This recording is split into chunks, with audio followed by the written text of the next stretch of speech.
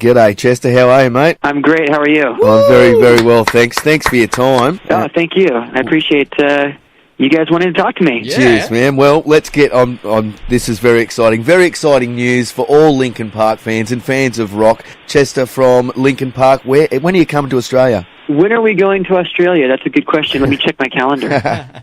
Dude, I don't even know what I'm doing right now. The last thing you want to ask a rock star is where they're going to be and when. Well, I know that I've got. I'm pretty sure you guys know. I've got some information. You're coming to Soundwave. We're going to be at the Soundwave Festival. That's where we're going to be. That is going to be a massive event. We love the event. It's only taken off in the last few years. What type of festivals have you been doing in the last little while?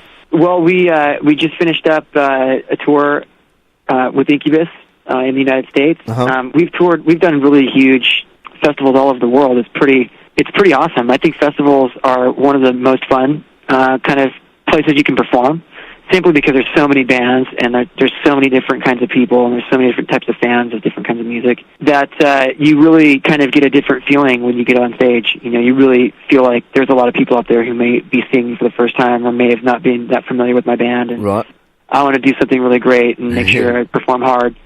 So that's what I love about playing festivals, and so I'm actually really looking forward to coming out and doing Soundwave. Cool, man. Excellent. Now, we got a bit of a look behind the curtain when you posted some stuff of you guys in the recording studio. What's the fans' reaction been like to that? We've been doing LPTV for a long time now, and I think we've pretty much filmed our entire career. It's kind of interesting when I think about it, because being in the band, I kind of don't think about it from the outside point of view, but I find it really interesting that we have actually kind of videotaped our entire career, almost. Right. We've had our same videographer from Hybrid Theory on, and, there's just so much information out there, so it's kind of like something I'm used to. It's like, oh yeah, we let kids in on, what it's like to have written this song. But I think our fans love it. I think our fans like to see the different kinds of things that go on in the band. They like to see how things work.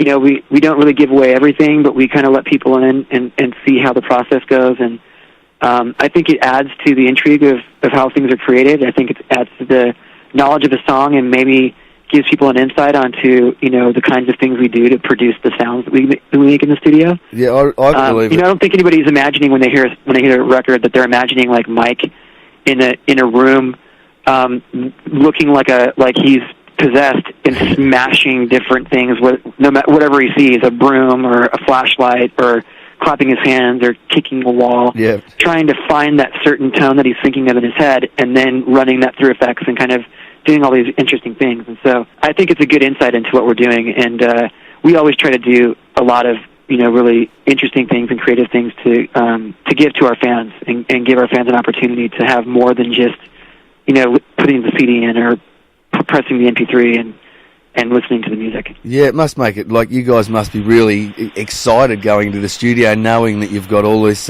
wealth of stuff that you can explore, and that you let yourselves do that in the recording process. I would say that that's probably the greatest benefit of being in a successful band. When we were making Hybrid Theory, our resources were very restricted, and we basically were playing music off of things that we could have afforded to have when we, were a bunch of broke, teenagers and 20-something-year-old punks.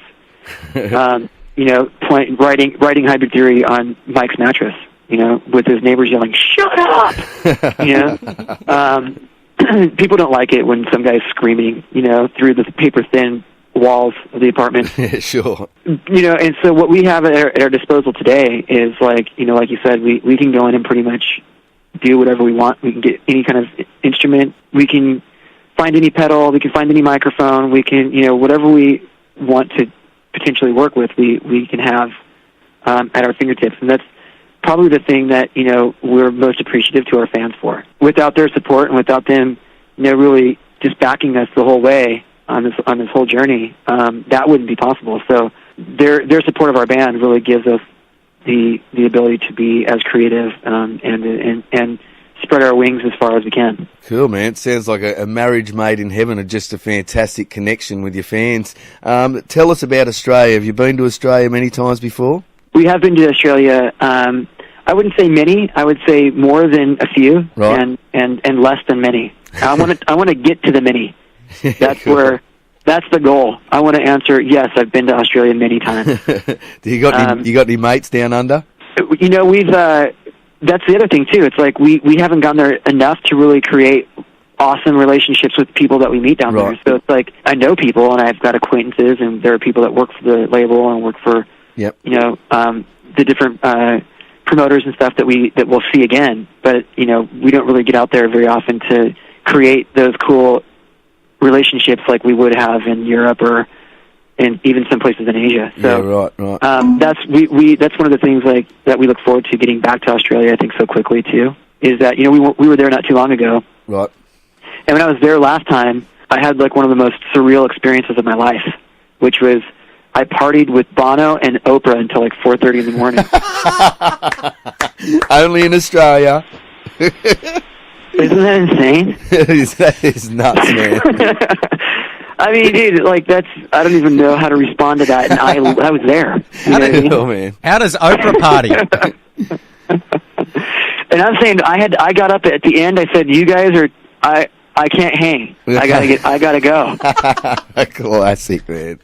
Awesome. Well, we cannot wait for you to get down here for the tour, and thanks very much for your time, Chester from Linkin Park. Thank you very much, guys.